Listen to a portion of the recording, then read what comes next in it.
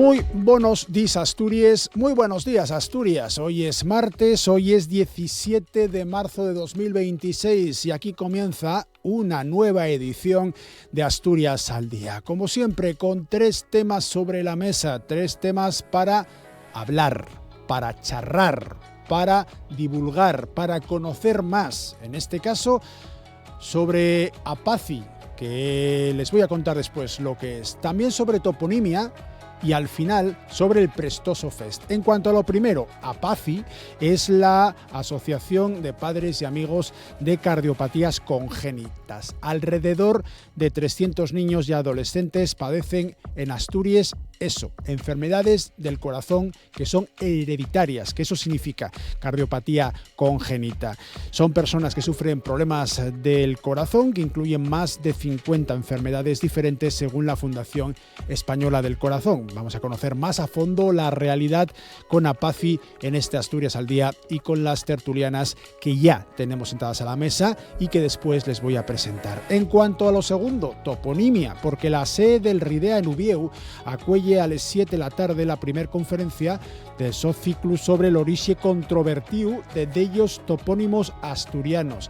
En este caso, para estrenar esta nueva iniciativa del Ridea, va a ser sobre el nombre de la capital de Asturias y va a estar a cargo de Xulio Viejo con el título de Oetum, Nome, Territorio y Capitalidad, una historia de palabras. Este profesor de filología de la Universidad de Oviedo, Xulio Viejo, va a estar con nosotros en la segunda parte de Asturias al Día. Y en la tercera, el Prestoso Fest. Adelantamos la programación de la que va a ser ya la 9ª edición de este festival musical, que es mucho más que música, que se celebra los días 6, 7 y 8 de agosto de 2026 en el Prau de las Barzaniechas, en el concello Cangas. Van a hacer oficial el cartel a eso de las 11 de la mañana. Nosotros vamos a adelantarnos un poco para ofrecerles el contenido de la programación del Prestoso Fest con David Cuerdo, que es codirector de esta organización, de este festival, que va a finalizar con su intervención. Vamos a tenerlo para acabar el Asturias al Día de esta jornada que comienza ya. Asturias al Día, con Nacio Varillas.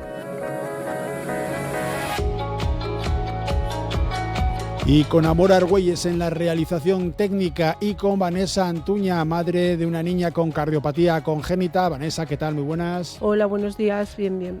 Con otra Vanessa, Marisa Almaraz, que forma parte de la Junta Directiva de Apaci. También tienes familia con cardiopatía. Sí, tengo... Bueno, buenos días. Buenos días. Lo sigo diciendo en presente, pero mi niña ya no está con nosotros. Lo siento. Y Alba García Castro, trabajadora social de Apaci. Alba. Hola, muy buenos días. Muchas gracias a las 3 por estar con nosotros para hablar de esta entidad de Apaci. Según leemos en vuestra propia web, las cardiopatías congénitas afectan a 8 de cada 1000 bebés nacidos. Cada año nacen en España 5.000 niños con cardiopatía congénita, siendo esta la patología más frecuente que se padece desde el nacimiento. Vamos a explicar lo primero, qué es una cardiopatía congénita. Ponemos ejemplos, los máximos que podamos, para que nuestros oyentes y espectadores comprendan fácilmente sin tener que entrar en palabras muy técnicas que, a veces cuesta un poco conocer. Cualquiera de las 3, me da igual, venga. Sí. Bueno, yo sí. Pues Vanessa Almaraz. Venga, empiezo yo. Mi hija, lo que le pasaba, para que todo el mundo lo entienda, es que le faltaba un ventrículo en el corazón.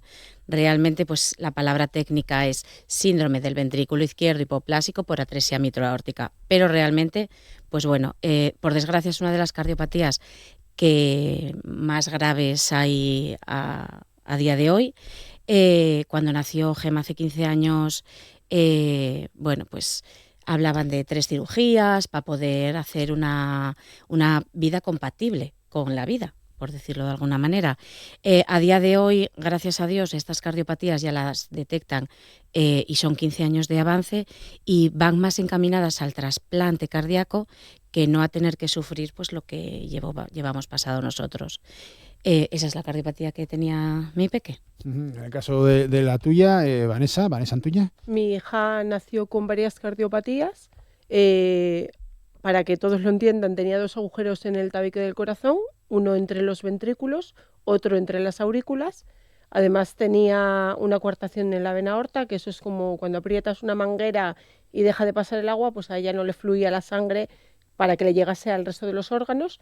Y además tiene la válvula de la aorta bicúspide, que debería de ser tricúspide, pero bueno, pues la de ella es anómala, aunque a día de hoy, bueno, su válvula funciona bien.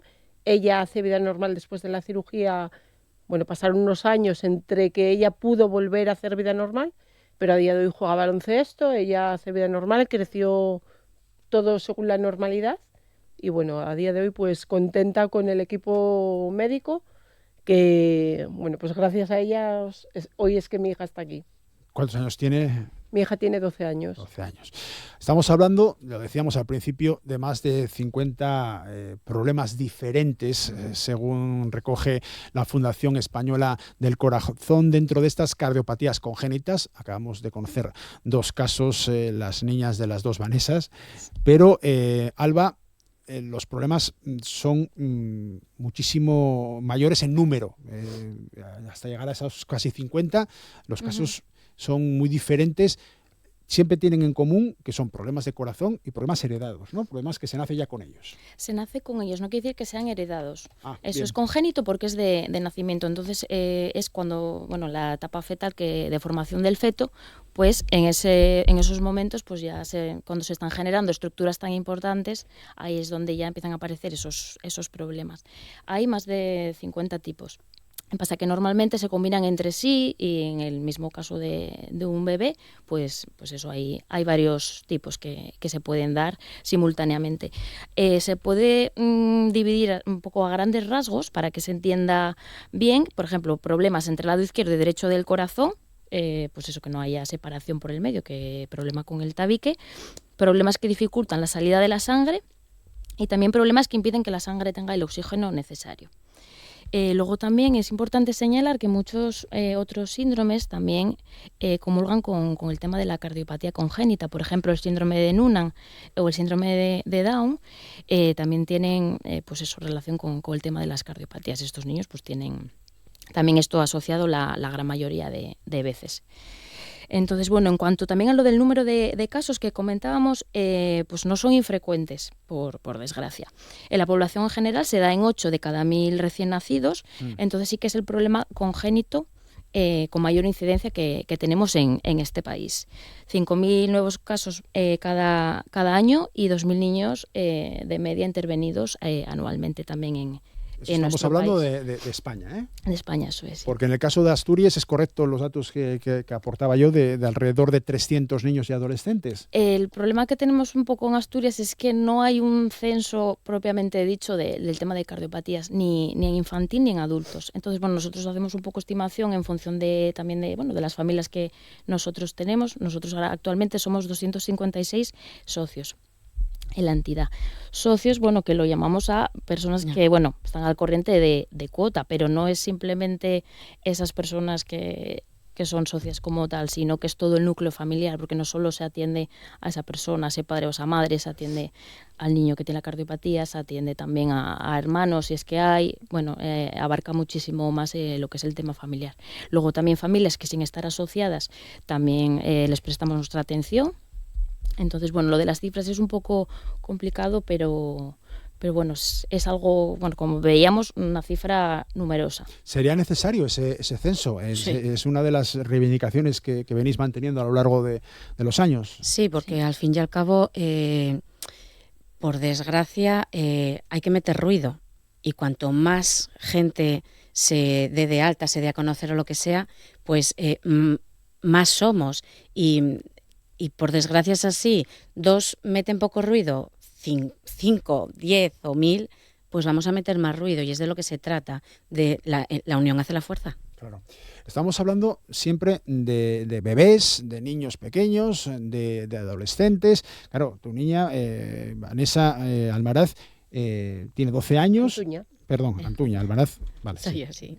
Disculpad que me No te preocupes. que os llamáis Vanessa las dos y me había liado yo. Eso es, sí, además lo había apuntado aquí al principio. Eso, Vanessa, tiene 12 años, pero evidentemente va a ir cumpliendo años. Estamos siempre hablando de niños más pequeños, pero ¿qué pasa con los adultos? Pues a ver, en teoría, a mí me dijeron que mi hija podría tener una vida más o menos normal, con ciertas limitaciones. Evidentemente, pues hay cosas que no va a poder hacer, ¿no? Por ejemplo, si mi hija quisiese opositar para la policía, no podría, para los bomberos no podría, porque esos son limitantes que no, o sea, las pruebas físicas no las va a poder pasar. Entonces, hay cosas que va a poder hacer, cosas que no va a poder hacer.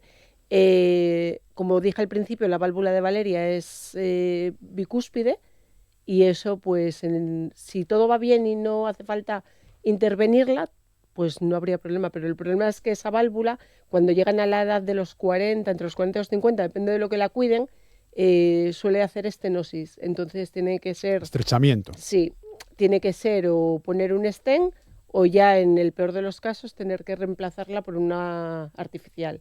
Entonces, bueno, yo me quedo con el día de hoy. Gracias a Dios, todo esto va a ir avanzando. Entonces, mira lo que dice Vanessa, que 15 años dan para mucho, y entonces, bueno, yo espero que para cuando eso pase, pues que también haya avanzado todo tanto que no sea necesaria una intervención. Aunque a mí me dijeron en su día que lo más probable era que la hubiesen operado ya entre los 2 años y los 7, porque la aorta vuelve a estrecharse. En su caso no fue así.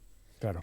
Entiendo que cada caso, y aquí siempre se dice lo mismo, cada caso es un mundo, pero en esto, de verdad. Sí, además es que cuando hablabas de lo del tema de la edad adulta, hay una etapa en que los niños no son pediátricos, pero tampoco son adultos. Necesitamos diferenciar también que hay una etapa que se llama etapa a la transición adulta, ¿no? Ya no solamente educativamente, sino sanitariamente. Porque, por ejemplo, mi hija murió en diciembre con 15 años.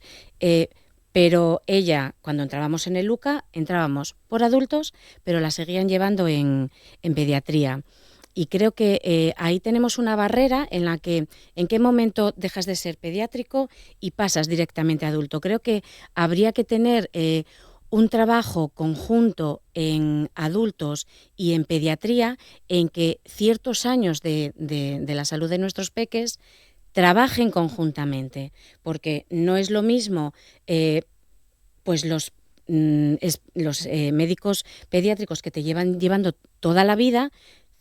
Pasas de momento a un médico que no te vio en la vida.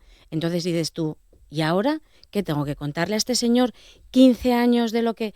Creo que tenemos ahí una pequeña laguna que habría que meterle mano. Y es que aparte yo creo que los cardiólogos de adultos no están acostumbrados a tratar cardiopatías congénitas, ya que en la edad, o sea, unos años atrás, los niños no vivían tanto, o sea, la mayoría no llegaban a la edad adulta, con lo cual nunca había esa transición. Y que luego una cardiopatía congénita no es una cardiopatía que de repente tú estás sano y, oh Dios, sufres un infarto o te viene una estenosis por ser mayor. Son cardiopatías distintas y van en vías distintas. Una cardiopatía congénita es al nacer. Entonces esto es como un trabajo de fontanería. El fontanero que te hizo todo eso sabe que te modificó. Entonces, el cardiólogo de adulto, partimos de una base de que, ostras, no es un corazón con sus aurículas, con sus ventrículos, no, está todo modificado. Entonces, no sabe por dónde va a tener que coger a ese niño. Entonces, es muy importante. Aquí, gracias a Dios, en el UCA, a nivel de corazón de adultos, somos top. A mí en los 2 hospitales que llevaron a Gema en Madrid me lo dijeron. Pero el problema es que la cardiopatía congénita es una vía paralela a la cardiopatía, sin más. Sí, entonces, exacto. Entonces, ahí también hay mogollón de lagunas que, por desgracia, aquí en Asturias y es que ellos, los cardiólogos de adultos, están acostumbrados a tratar cardiopatías adquiridas, el desgaste del corazón por la edad. Por la edad. No una malformación al nacer. Entonces, algo congénito, ellos no están acostumbrados a verlo, con lo cual tampoco saben tratarlo. No digo que no sepan, porque bueno, son médicos, una carrera muy respetable, muchos años de estudio, pero no están acostumbrados a tratar. Es lo mismo que si a un niño lo llevas al pediatra o lo llevas al médico de cabecera. El médico de cabecera podrá ser muy buen médico, pero no está especializado en niños. Claro, por eso os preguntaba yo ese matiz de que sea congénito, que sea ya adquirido por, porque el corazón se va haciendo mayor, como el resto de órganos, en este caso es de nacimiento. Otro matiz importante que leo también en vuestra página web, que se trata de enfermedades crónicas, orgánicas e invisibles. Esto último, Alba, lo de invisible, ¿cómo lo explicamos? Invisibles, pues a ver, estábamos hablando de un tema orgánico, ¿no? Entonces, bueno, a simple vista no es un rasgo que se ve aparentemente. ¿Qué pasa? Pues bueno, conlleva una serie de consecuencias y de problemas en la vida diaria, pues puede generar pues problemas a nivel de educación, de desarrollo de otras áreas, el tema psicológico, el tema emocional, el tema de autoestima. Entonces, nosotros siempre, desde la asociación intentamos luchar mucho por el tema de dar visibilidad a la enfermedad, porque con los datos que comentábamos antes es una cosa muy común, pero por desgracia todavía es algo muy, muy desconocido.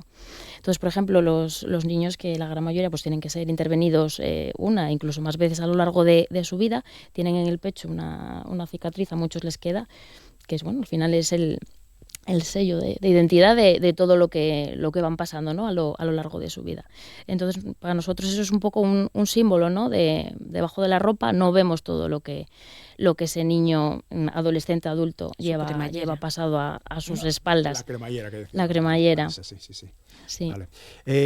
Decíamos, en cuanto al número de adultos, en España se estima que hay unos 120.000 adultos conviviendo con esas patologías, una población que crece gracias a los avances, lo hemos dicho también aquí, en cirugía y en tratamientos. Pero ¿tenéis una cifra actualizada solo de adultos aquí en Asturias? Decíamos que unos 300 niños y adolescentes padecen estas cardiopatías congénitas en el Principado. ¿De adultos, de qué número podríamos estar hablando? No sé si yo creo que no la hay, porque hay cardiopatías congénitas que te detectan en la edad adulta. Yo, por ejemplo, tengo una cardiopatía congénita detectada en la edad adulta. Yo nací con un soplo supuestamente inocente, pero pues en una revisión para ver si lo de mi hija era hereditario, empezaron a hacer ecocardios a varios familiares y me detectaron que tenía el arco aórtico pequeño, igual que mi hija, y además que tenía una CIA. ¿Es una CIA? Una comunicación interauricular. Ajá. Y yo tengo eso desde que nací y me lo detectaron en la edad adulta, no de pequeña.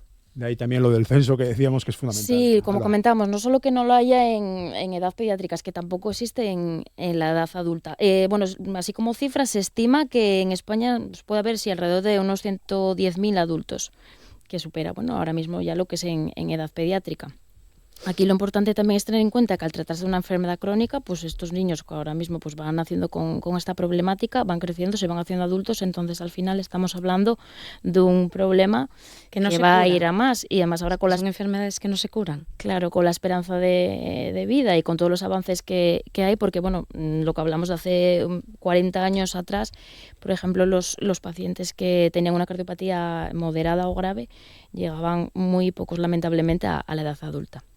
Entonces, ahora mismo gracias a todos los avances y los enormes profesionales que tenemos, pues ha mejorado mucho esta situación. Vamos a hablar precisamente de esos profesionales, porque ¿con qué atención especializada pública contamos aquí en Asturias? Habéis citado Luca, cuenta con una unidad de cardiopatías familiares que, según sus propios datos, atiende cada año a unos 600 nuevos pacientes con riesgos relacionados con este tipo de problemas del corazón que se tienen desde el nacimiento o que se detectan posteriormente, como tu caso, Vanessa, pero ¿debería haber más medios? ¿Estáis satisfechas con el funcionamiento de esta unidad en el UCA?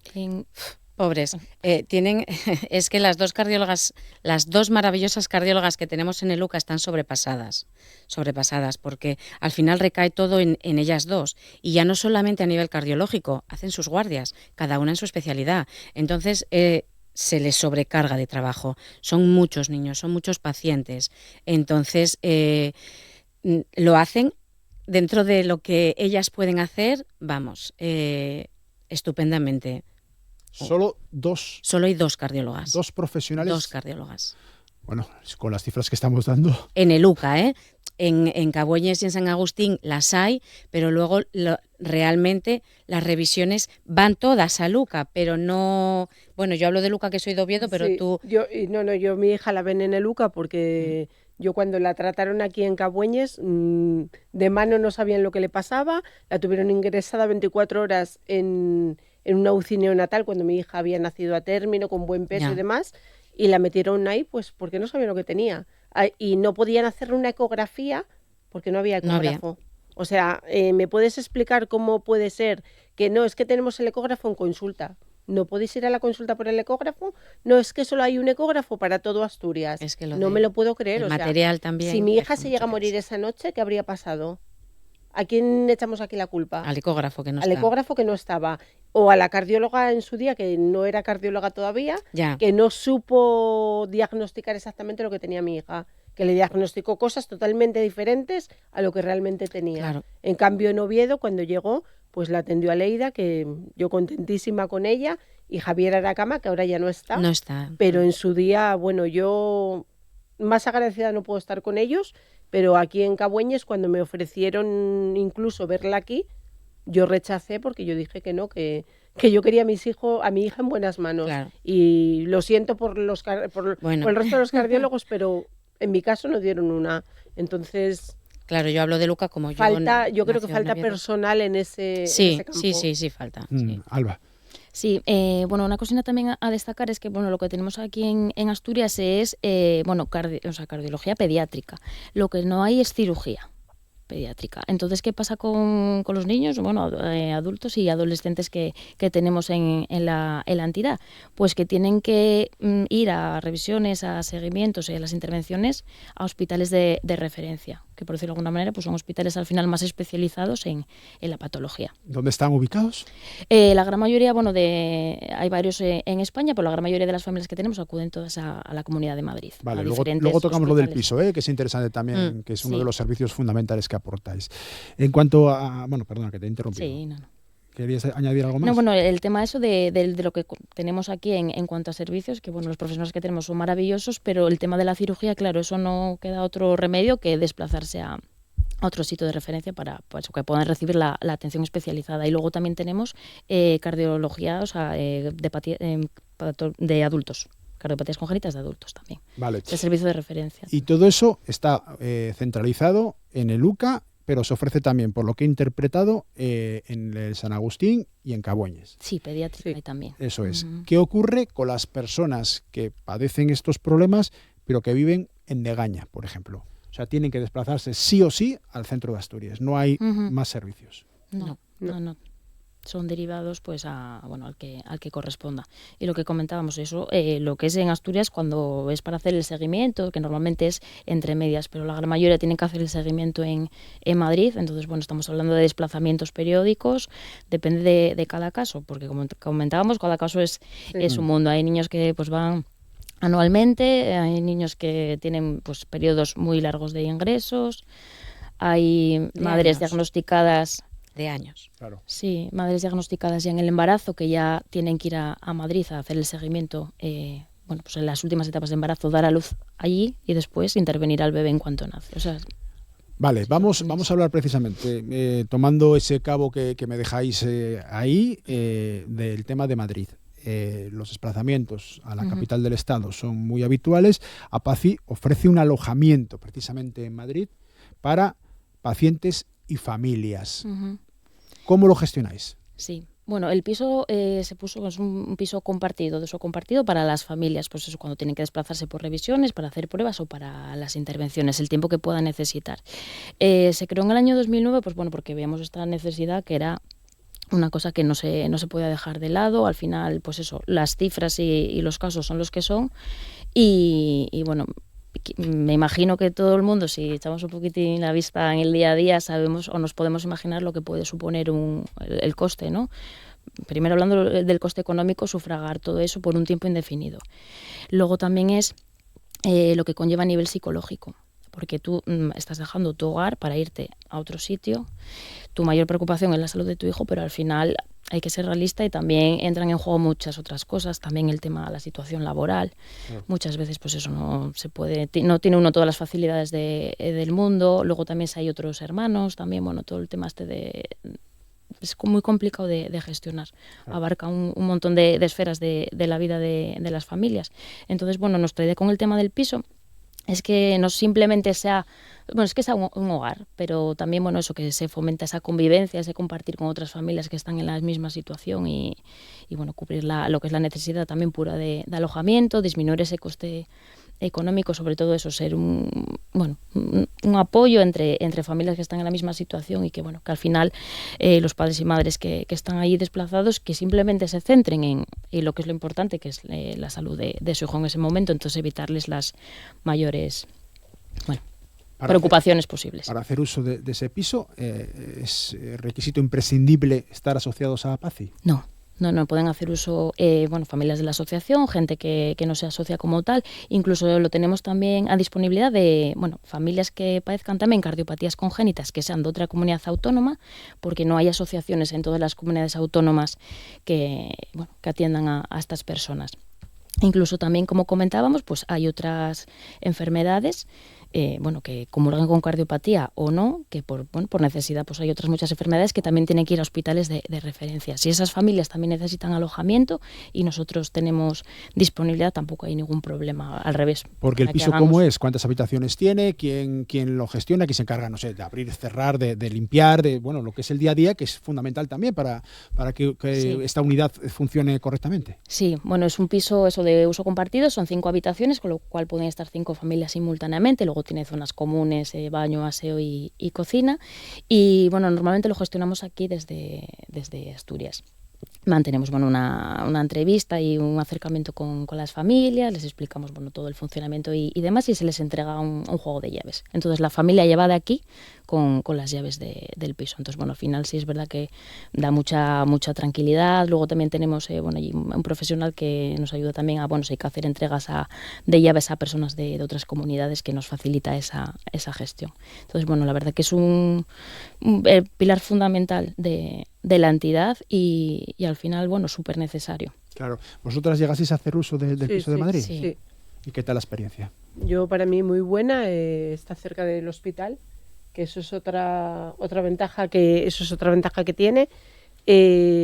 Siempre coincidí con familias muy respetuosas, pues lo que dice Alba, que a lo mejor coincides en la cocina y te cuentas, tú le cuentas lo que te pasa a ti, ellos te cuentan, entonces también es un poco una tranquilidad porque pues te das cuenta de que no estás tan sola como tú piensas. Entonces, pero mi experiencia para mí fue buena, yo lo utilicé bastantes años.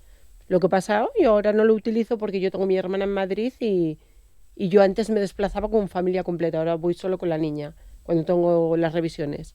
Pero la verdad que para mí la experiencia fue muy buena. Y el piso está súper limpio, súper bien, no hay queja de nada. Yo también lo utilicé, yo fui de las mamás que tuve que ir a dar a luz a Madrid, no sé si en tu caso tuviste que ir a dar a luz. Yo tuve que ir a dar a luz a Madrid y yo tengo otra hija mayor, entonces para mí lo que decía fue un cambio brutal, económico, laboral y familiar. De aquella mi marido con mi hija mayor aquí, y yo prácticamente allí estuve un año. Sí, prácticamente. Vine el día antes de que Gema cumpliera el año, me dieron el alta. Y luego, pues yo cada vez que iba a revisión eran ingresos de meses, debido a la cardiopatía de la peque. El problema que tenía yo es que en Madrid no solamente hay un hospital. Madrid no es Oviedo. Entonces, claro, a mí en mi hospital de referencia me quedaba 30 kilómetros del piso, dentro de la misma comunidad. Entonces el problema es que yo solamente iba a dormir al piso. Yo comía afuera, desayunaba afuera, el transporte público era 1 hora, porque tenía que hacer 3 transbordos. Luego el coche, luego decidí llevarme el coche. Lo que gasté de combustible y de parking allí, desorbitado.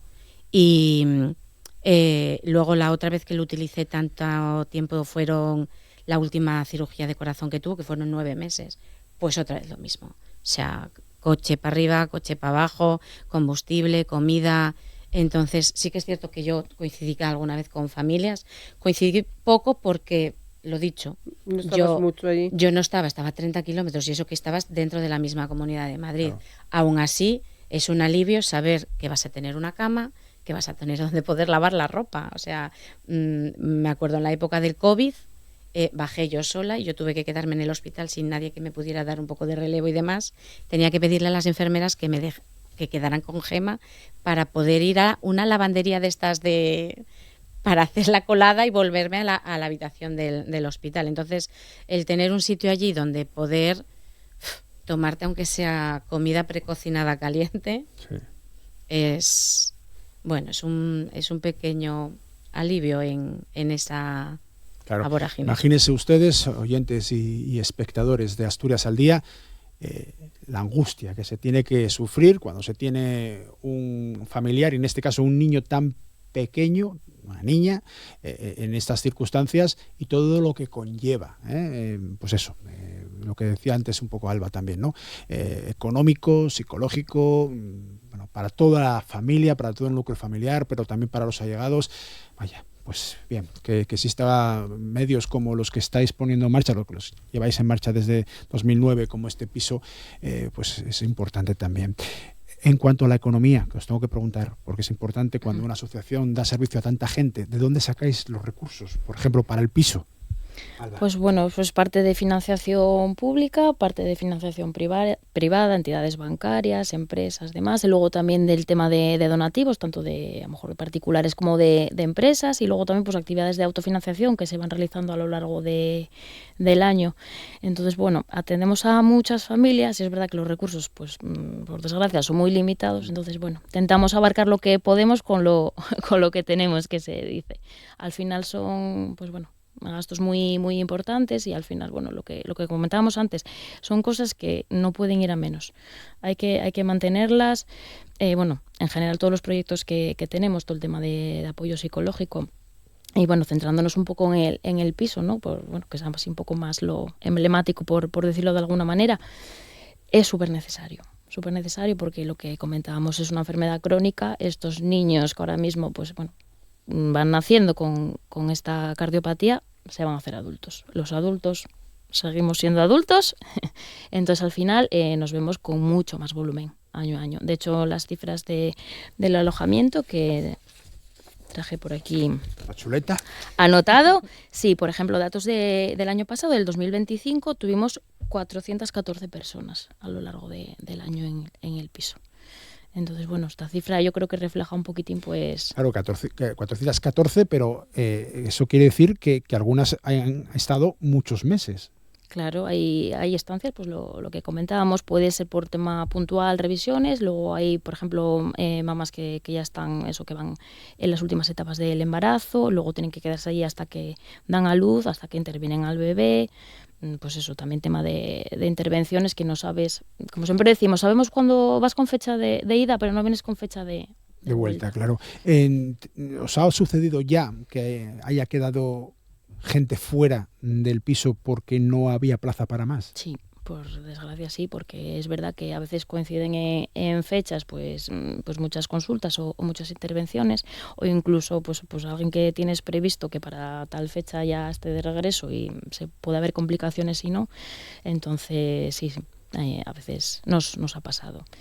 Entonces, bueno, al final no deja de manifestar que es una realidad de lo que se necesita. Al final son 5 habitaciones y, bueno, hacemos malabares con el recurso que tenemos y bueno, intentando que no quede nadie fuera, pero... Dadas las circunstancias de Apaci, ¿sería totalmente descabellado pensar en abrir otro recurso similar, no sé, otro piso o un piso con más habitaciones, una residencia, no sé?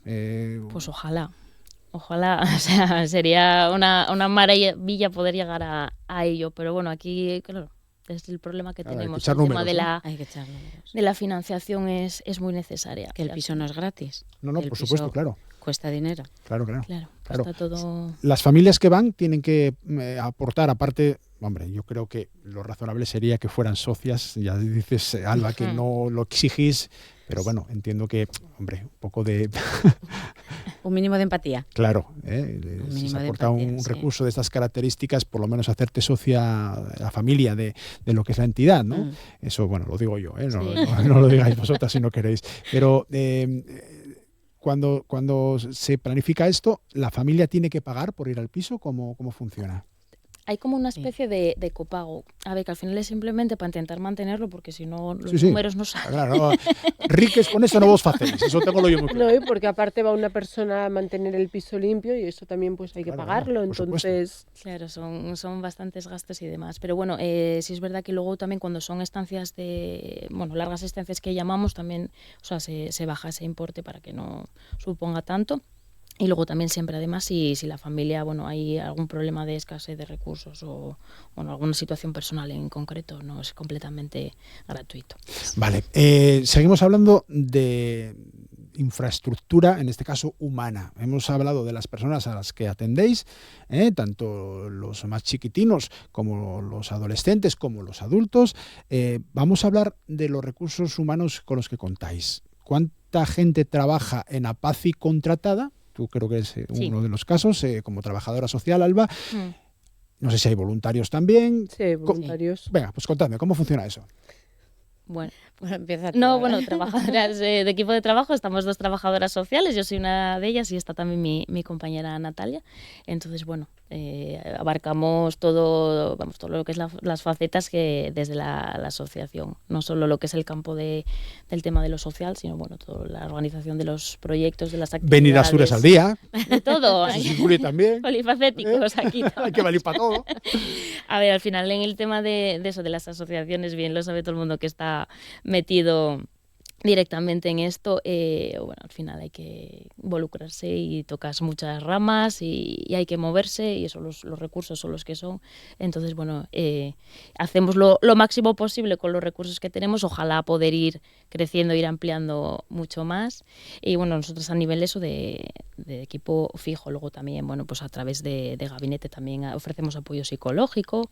Entonces, bueno, hay cocinas también que están externalizadas. De hecho, lo que a veces no logramos abarcar, ¿no? con los recursos que tenemos, tenemos también convenios con algunas clínicas, también pues para las familias que puedan necesitar, por ejemplo, tema de fisioterapia, terapia ocupacional, porque bueno, estos niños, como comentábamos, pues les genera la cardiopatía problemas en otras áreas, ¿no? Entonces, bueno, para intentar paliar un poquitín esos déficits o bueno, esa necesidad que tienen las familias, pues intentamos también, aunque no sea de forma directa proporcionándolo nosotros a través de profesionales, pues a través de convenios, pues intentar eso, acercar un poco esos servicios que también son muy necesarios. Y luego hay gente voluntaria. Sí. Vamos a destacar también esa labor. Sí, tenemos como unos 6 voluntarios y bueno, lo primero siempre dar las gracias porque la figura del voluntariado es esencial para las asociaciones, para las ONGs. Ya solamente que una persona ofrezca su tiempo y sus ganas es, vamos, súper importante para nosotros. Luego también nosotros destacar que además, bueno, la gran mayoría de los voluntarios que tenemos son chavales que tienen cardiopatía congénita. Con lo cual siempre nos parece además como, no sé, muy bonito que puedan estar ellos de referencia también, ¿no? Para los que son más peques. Claro. Y familias de personas que ya han fallecido, como es tu caso, sí. Vanessa Almaraz. Sí, yo me metí en la directiva, creo que hace 2 años, ahora no me acuerdo si hace 2 o hace 3. Bueno, Gema parecía que estaba un poco mejor y yo tenía un poco más de tiempo libre, porque, bueno, pues yo pasé a ser cuidadora. Yo no tuve la suerte de que mi hija pudiera hacer una vida normal. Entonces, claro, mi hija era 100% dependiente. Y bueno, el año pasado intentábamos pues darle un poco de calidad de vida. Intentamos el trasplante de corazón, que fue lo que no superó. Y ahora, pues nada, ahora estoy más volcada, tengo más tiempo libre y mi labor o lo que tengo en mente es trabajar esta etapa de la vida que también pasa. no solamente cuando eres mayor, ¿sabes? Los niños también pues se mueren. Claro. Entonces me metí en la directiva y ahora pues aportando otro punto de vista no tan bonito, pero intentar hacerlo lo más fácil posible. Dice mucho de ti, ¿eh? Eso dicen. Dice mucho de ti, ciertamente, Eso. Vanessa, muchísimo, la verdad. En tu caso, la otra Vanessa, Antuña, en tu caso, ¿cómo fue la llegada a PACI y cómo colaboras? Bueno, mi llegada a PACI fue después de haberse operado mi hija, porque cuando la cardióloga Leida nos comentó de la asociación, pues yo en ese momento estaba como con la cabeza en otro mundo Como para no. y no percibí tantas cosas que me dijeron, y ya fue cuando le dan el alta a Valeria, que ya es cuando acudo a la asociación, pues para preguntar, para informarme, ¿no? Un tiempo más tarde me hago mami voluntaria de APACI, empezamos a hacer los cuentacuentos, que no sé si te acuerdas, Alba. Íbamos otra mami voluntaria y yo, íbamos por los coles de Asturias contando un cuento de inclusión para los niños cardiópatas, que, bueno, abarcaba un poco para todo tipo de niños con problemas, ¿no? Pero en este caso nuestro cuento se llamaba Un cole con corazón, y fuimos con un teatrillo que habíamos hecho otra mami y yo con cartón pluma. Luego ya lo mejoramos con madera y demás, pero llegó el confinamiento y se fastidió todo. Entonces ahí ya, digamos que se terminó esa labor que hacíamos, pues porque de momento no ha podido arrancar, por el motivo que sea, pero yo igualmente, bueno, me mantengo vinculada a PACI y siempre que puedo me ofrezco. Trato de ir a los talleres que se hacen mensuales en Gijón. A los de Oviedo no puedo por tiempo, y la verdad que yo, bueno, para mí voy a seguir siempre vinculada a PACI. Trato de llevar a mi hija pequeña siempre que puede también. Los mayores pues ya ellos no tienen tanto tiempo para ir, aunque hubo un tiempo en que mi hijo el mayor, con 12 años, él quería ser voluntario de APACI sí o sí, y me acuerdo que cuando cumplió los 12 le dieron la camiseta de voluntario y él pues muy contento. Lo que pasa que luego por estudios y demás pues ya no le daba la vida para más. Claro. En cuanto a esas actividades que comentáis, estás diciendo tú ahora, Vanessa, el tema del cuentacuentos. Tenéis también talleres infantiles, el objetivo de dar cobertura a diferentes áreas de desarrollo del menor, físico, psicomotriz, de lenguaje, psicológico, conductual. ¿Cómo funcionan los talleres? ¿Los tenéis de forma habitual, Alba? Los tenemos de forma mensual, sí. Tenemos, bueno, de forma paralela, también por el tema de facilitar la conciliación, realizamos pues con un equipo de psicólogos, por un lado, talleres para, bueno, padres, madres, familia en general, en el que se tratan temas pues de interés. Como decíamos, bueno, hay un nexo de unión, ¿no?, entre todas las familias. La problemática es la misma, aunque luego cada uno pues tiene su mundo interno. Pero bueno, son momentos también pues bueno, que sirven muy bien porque nos dan unas pautas, ¿no?, a seguir. Ahí, bueno, pues problemáticas comunes, tema de la sobreprotección de los niños, bueno, mucho tema de miedos, que todo al final está centrado en lo que es la enfermedad. Entonces, bueno, pueden quedar otros ámbitos un poquitín pues más desprotegidos. Entonces, pues con los adultos se trabaja por un lado eso, y luego también de forma simultánea tenemos, bueno, ahora son en concreto del ámbito psicológico para tratar con los menores, pues bueno, todas estas cosas que acarrea la enfermedad y que son tan necesarias, porque al final todo lo que se puede ir trabajando con ellos desde edades tempranas. También estamos, bueno, bastante volcados con el tema de prepararse de cara a la cirugía, porque bueno, esto también varía mucho, depende de la edad. Cuando son peques, pues bueno, hay que orientarlo de otra manera. Cuando ya van siendo adolescentes, pues el discurso también se afronta de otra manera. De hecho, bueno, hace unos pocos días publicábamos que habíamos elaborado un cuento infantil también, que bueno, para trabajar esto también, ¿no?, en casa. Es un pequeño cuento pues para trabajar el tema de las intervenciones. Claro, ir preparando al chaval y a la familia, ¿no? Sí. Para lo que va a suceder, que muchas veces sale bien, pero a veces no. Entonces también eso es importante que estemos preparados para ello. Y me llama especialmente la atención, dentro de vuestra página web, que también ofrecéis defensa de derechos de las personas que tienen, o bien en su familia, o bien ellas mismas padecen una enfermedad del corazón congénita. ¿Cómo funciona esto? Bueno, pues al final somos una asociación, integramos a numerosas familias, entonces al final, bueno, hay problemáticas particulares, pero al final hay cosas que te pueden afectar como colectivo. Hay ciertas demandas que si realizasen a nivel individual no tienes tanta fuerza, entonces, bueno, la verdad que trabajándolo desde las asociaciones es lo que intentamos, ¿no? Hacer fuerza entre todos, por eso necesitamos números, por eso necesitamos que se nos vea y que se nos escuche y que se nos conozca, porque lo que no se nombra no existe. Claro. Entonces, Cuando nació Gema, no existía la CUME para los cardiópatas. No sé qué es. Es la ayuda que tenemos. Yo puedo estar de baja casi hasta el 99% para cuidar a mi hijo, porque yo estaba en Madrid.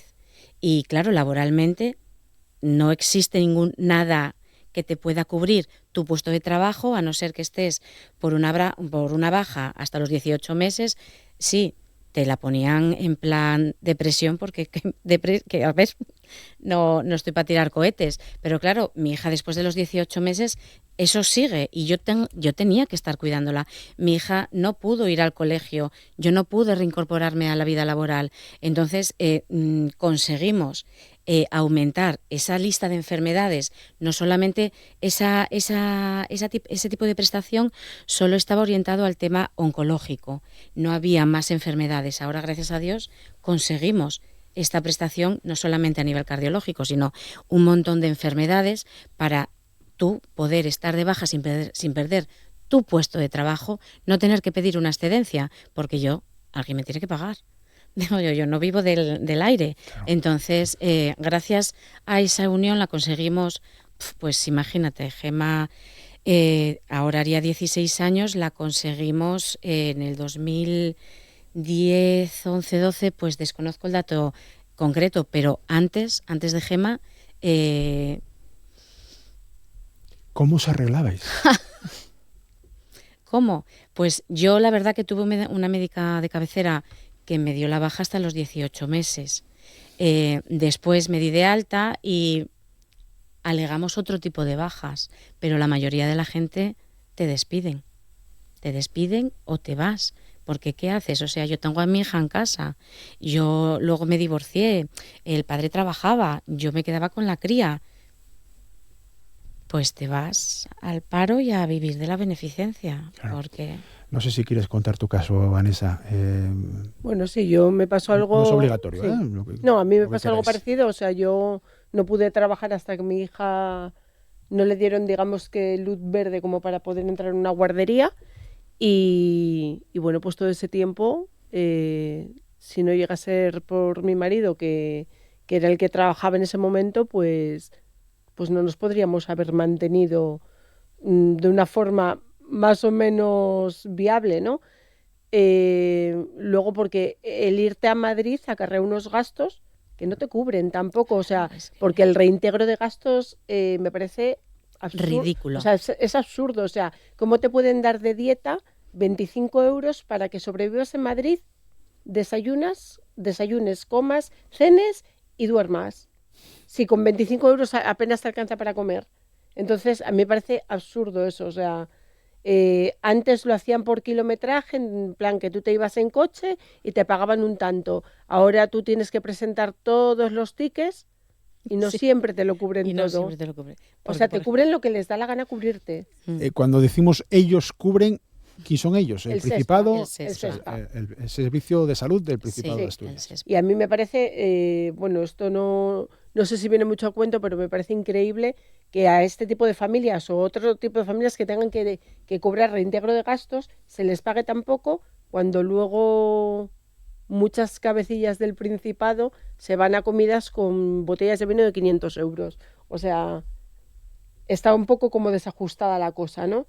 O sea, nosotras tenemos que hacer filigranas, como dice Vanessa, para llegar a fin de mes y poder sobrevivir con nuestros hijos, y los altos cargos andan malgastando el dinero de los fondos públicos. Los billetes de transporte público no entran en el reintegro de gastos. Y yo, por ejemplo, cuando voy al piso de Apaci, tengo que hacer 2 o 3 transbordos. Me tuve que hacer un abono de transporte en Madrid para que me saliera a cuenta. Entra el billete desde Asturias a Madrid. Pero allí Pero de en Madrid Madrid no te entra. O sea, si tú tienes que coger metro o autobús, eso no te lo cubre. Es que en realidad no te cubre nada. O sea, Nada. yo digo que 25 euros de dieta para el Que niño, vayan ellos 25 un día. para la madre, y es hasta los 14 años. ¿Qué pasa cuando el niño cumple 14 años? ¿Se va solo a las revisiones? Claro. Sigue siendo niño, pero ellos consideran que es adulto como para poder ir solo. Y a partir de los 14 años solamente le pagan las dietas al niño. El acompañante, pues, si puede acompañarle bien, y si no... Esto abre también otro asunto más que siempre tocamos cuando tratamos temas sociales, la labor de la mujer como cuidadora. Sois 3 mujeres las que estáis hoy aquí. Refleja también mucho la situación social y en este caso de APACI como asociación de familiares y amigos de personas con enfermedades del corazón congénitas, ¿no? Ese papel de la mujer, también me gustaría una reflexión sobre ello. Sigue recayendo sobre la mujer la inmensa mayoría de las labores de cuidado y eso hay que destacarlo, hay que reconocerlo y hay que tratar de, bueno, pues ponerle, ¿por qué no?, una solución. ¿Cómo trabajamos en eso? ¿Qué ideas tenéis? Porque lo sufrís constantemente vosotras, ¿no? El problema es que los permisos siempre se los dan a una persona, o sea, yo en mi caso, pues como yo siempre iba yo a las cosas médicas, pues mi marido así de aquella pues no pedía permiso en el trabajo, pero al final pues suele recaer más en la mujer madre que en el padre. ¿El por qué? No sé. Pues porque todavía no hemos avanzado lo suficiente, yo creo. La sociedad, diría, no voy a acusar a nadie de tal, pero creo que, bueno, que al fin y al cabo... Vamos a ir finalizando. Sí me gustaría que lanzáramos un último mensaje. Tenéis las 3 la posibilidad, nada, un minutín cada una. Si queréis, empezamos por ti, Alba, respecto de lo que supone APACI, de lo que supone vuestra actividad y de ese reflejo social que también buscamos divulgando vuestra actividad en este programa de la Radio y Televisión Pública de Asturias, que también para eso estamos, ¿eh? Alba. Bueno, muchas gracias. Nada, sin modo de resumen, pues bueno, lo que nos gustaría un poquitín es pues eso, aprovechar este espacio para darnos a conocer. Por desgracia todavía hay muchas familias que llegan a nosotros un poquitín tarde, ¿no? Bueno, cada uno tiene sus procesos y sus tiempos, pero sí es verdad que al final, bueno, cuanto más te conozcan, pues bueno, más podemos ayudar, sobre todo desde los momentos iniciales, ¿no? Todo el tema de esa primera acogida, que la familia no se sienta sola, porque bueno, vemos las cifras son las que son, pero al final te cae esa noticia, ese jarro de agua fría y dices tú, porque a mí, y al final saber que tienes pues bueno, una entidad que te va a orientar un poquitín a lo largo de ese camino y sobre todo otras familias, porque nosotras lo que vemos en APACI es que lo que bueno, más sirve es el saber que hay otras familias en tus circunstancias, a través de pues eso, los grupos de apoyo. Ahí se hace mucha piña, te desahogas, al final pues bueno, pones muchas cocinas en común. Entonces bueno, al final tienes que pasarlo de todas formas, bueno, las diferentes etapas a lo largo de la vida de estos peques, pero sí es verdad que lo que nosotros queremos sobre todo transmitir es, bueno, eso, que existimos, que estamos con los recursos que tenemos para hacerlo lo máximo posible por las familias, que no están solas y sobre todo eso, que se sientan acompañadas. Vale, aprovechamos si queréis también para criticar, que estamos para todo, ¿no? Que quede claro, alguna crítica ha salido ya. Venga, Vanessa. Bueno, yo Antonia. quiero lanzar 2 mensajes. El primero, bueno, pues a las familias que no padecen este tipo de cardiopatía, sus familiares, que sepan que esto no se cura, porque, bueno, pues yo en la edad de mi hija siendo pequeña, la pregunta más frecuente era, ¿y ya se curó? No, esto no se cura, esto se corrige y se aprende a convivir con ello. Y otro mensaje que quiero lanzar es que el reintegro de gastos, que suba la cuota, porque me parece irrisorio. O sea, no se puede sobrevivir en Madrid con 25 euros al día.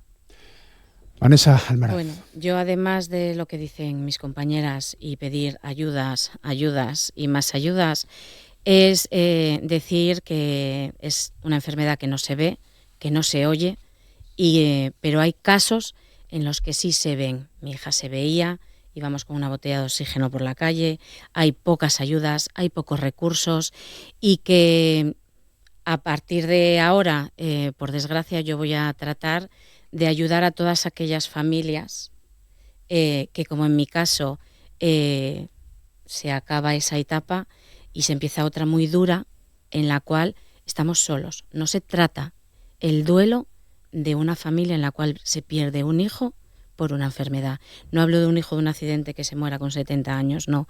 Hablamos de niños y adolescentes. Entonces, en esa etapa, en este proceso, yo desde diciembre me he sentido sola. Y no puede ser así. Te acompañamos, todo lo posible, Vanessa. Estamos hablando con Vanessa Antuña, con Vanessa Almaraz y con Alba García Castro de APACI, de la Asociación de Madres y Amigos de Cardiopatías Congénitas. Hemos conocido el funcionamiento de esta entidad, hemos conocido casos concretos de mamás con niños con estos problemas. Finalizamos así la primera parte de Asturias al Día y dentro de un momento más contenidos.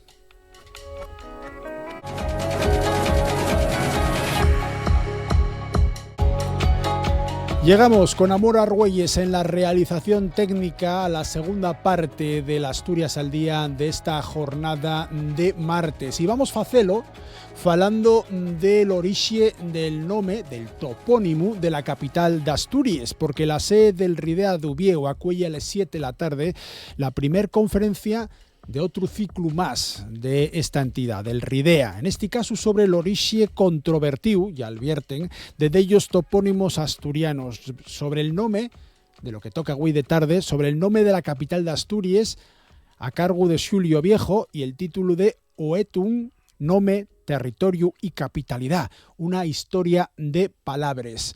Xulio Viejo, profesor de filología en la Universidad de Ubieu, que te cambiaba la profesión. ¿Qué tal? Muy buenas. Buenos días. Encantado de volver verte en persona, de volver a tratar contigo. También miembro del grupo de investigación, Seminario de Filología Asturiana de la misma institución, de la Universidad de Ubieu. Y es autor de más de 15 libros relacionados con la historia lingüística y literaria de Asturias. Vamos a citar nada más que unos cuantos, no puedo citar los 15.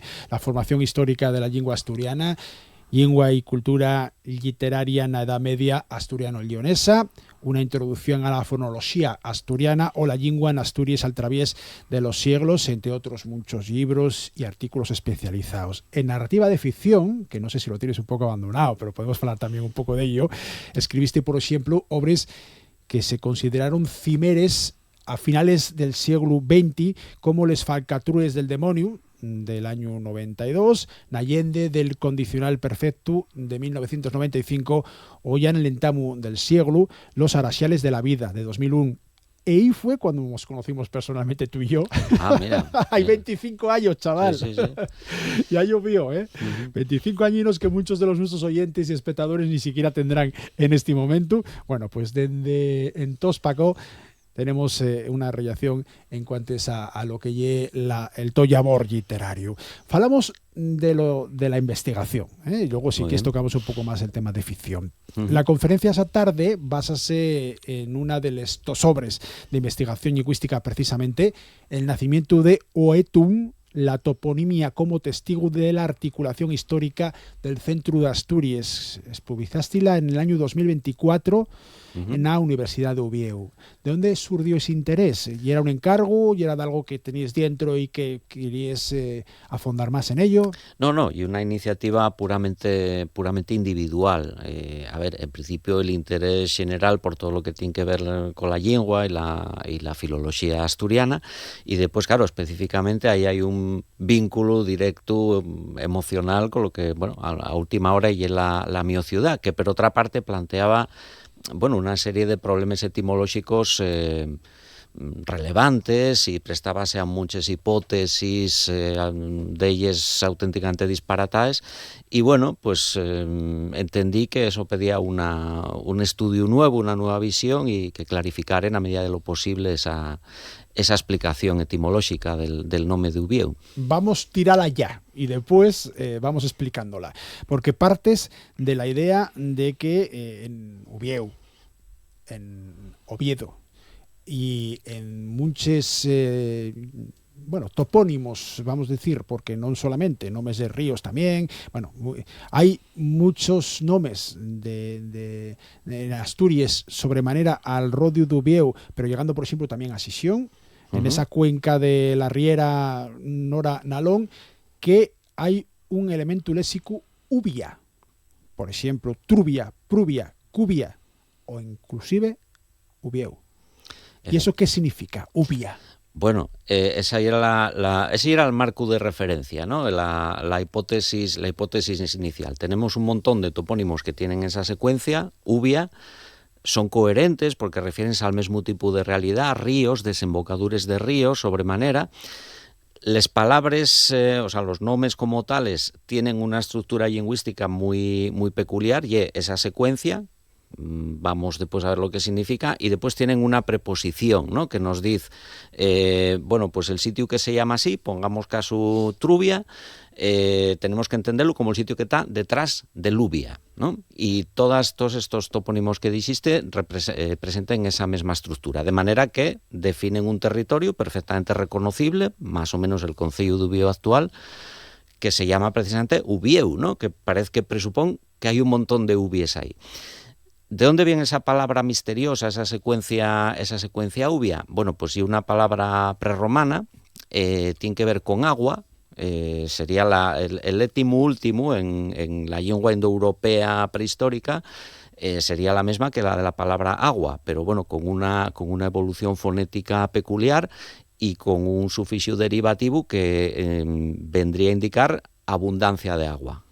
O suma de corrientes de río, que parece que lleva el significado genuino de esos topónimos, porque suelen coincidir con desembocadures de ríos en otros, ¿no? Y además no de ríos cualquiera, sino de todo lo que lleva el tramo medio del Nalón, el rión por excelencia de Asturias, y el Nora, ¿no? Que es el que acuta el territorio de Ubieu, según lo conocemos ahora. Vamos, que según la hipótesis que tú llances, Ubieu vendría de ubia, que es sitio de mucho agua.